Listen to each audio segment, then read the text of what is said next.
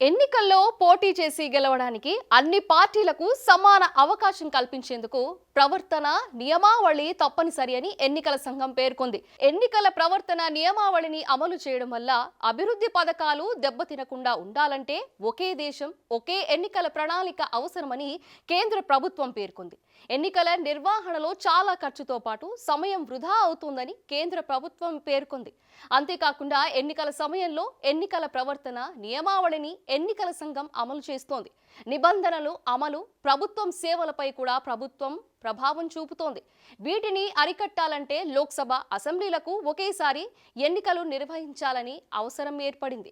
ఈ విషయాన్ని కేంద్ర ప్రభుత్వమే చెప్పింది. ఈ నేపథ్యంలో లా కమిషన్ అడిగిన ప్రశ్నలకు ఎన్నికల సంఘం సమాధానమిస్తూ ఎన్నికల్లో పోటీ చేసి గెలవడానికి అన్ని పార్టీలకు సమాన అవకాశం కల్పించాలి.